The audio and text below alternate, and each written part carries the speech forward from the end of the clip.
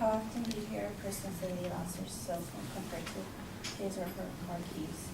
New technology has increased and people seem to rely on their cell phone daily and tend to use their phone for just about anything, feeling the need to respond as soon as possible while driving without realizing the consequences, including teenagers who are the major cause of car accidents.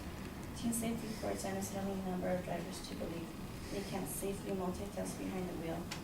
77% of adults and 55 teenagers say they can easily manage texting while driving.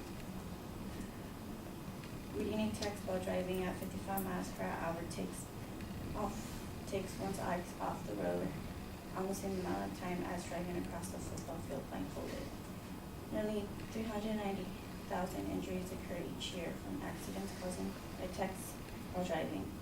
Like Liz, who sustained a traumatic brain injury and overwhelming facial trauma requiring her to remain in the ICU for 1 month, undergoing surgeries to reconstruct her face and skull with titanium plates. Then she spent almost 3 months at the Kennedy Krieger Institute learning the most basic human functions: reading, writing, walking, talking, swallowing, and even chewing. A young woman's life who was changed by texting while driving. The wreck left her blind in one eye and hard of hearing. It also left with her a diminished sense of smell, and she was no longer able to create tears or fall asleep without medication. Liz was a normal high school student before the accident, going to high school games, parties, and bowling with friends. Liz was a good student, popular, and a role model for her peers. Our story, who was on her way with her nephew to go get a Halloween costume. His friends asked, "Are you home?"